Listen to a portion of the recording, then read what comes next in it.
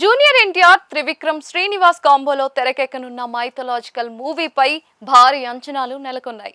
అయితే ఈ cinema announcement కంటే ఎక్కువగా ఇప్పుడు చర్చనీయాంశంగా మారింది మాత్రం నిర్మాత నాగవంశీ సోషల్ మీడియాలో చేసిన ఒక పోస్ట్. సినిమాపై ఆసక్తి పెంచే ఉద్దేశంతో రాసుకొచ్చిన క్యాప్షన్ ఇప్పుడు సోషల్ మీడియాలో పెద్ద ఎత్తున చర్చకు దారితీసింది.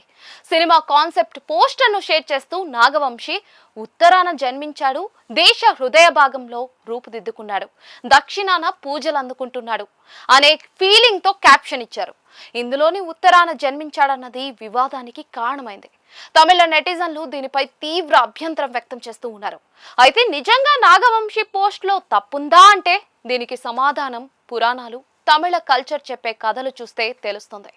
పురాణాలైన శివ పురాణం, మహాభారతం ప్రకారం కార్తికేయుడు హిమాలయాల్లో పుట్టి తర్వాత దేవసేనాధిపతిగా నిలిచాడు.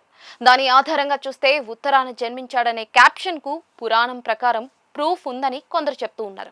అందుకే నాగవంశీ చెప్పిన దాంట్లో తప్పేమీ లేదని తెలుగు ప్రేక్షకులు, పురాణాల ఆధారంగా చూపుతున్న వారు సోషల్ మీడియాలో పోస్టులు పెడుతూ ఉన్నారు. మరోవైపు తమిళ సంప్రదాయంలో మాత్రం మురుగన్ కు ప్రత్యేక స్థానం ఉంది. ఆయనను తమిళ్ లాంగ్వేజ్, కల్చర్, ట్రెడిషన్ కు సింబల్ గా భావిస్తారు.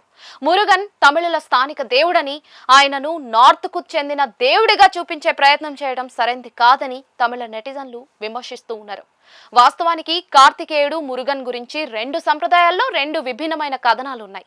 పురాణాల్లో ఆయన స్కందుడు కార్తికేయుడిగా కనిపిస్తే, తమిళ సంప్రదాయంలో మాత్రం మురుగన్ స్థానిక దేవుడిగా పూజలు అందుకుంటూ ఉన్నాడు. మెల్లగా ఆ రెండు సంప్రదాయాలు ఒకదానితో ఒకటి కలిసిపోయాయని కొందరు చెప్తూ ఉన్నారు.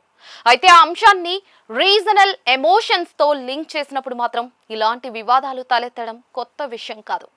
ప్రస్తుతం సోషల్ మీడియాలో జరుగుతున్న చర్చ కూడా కేవలం క్యాప్షన్ పై మాత్రమే కాదు, north south cultures, local traditions చుట్టూ తిరుగుతున్న వాదనగా మారింది.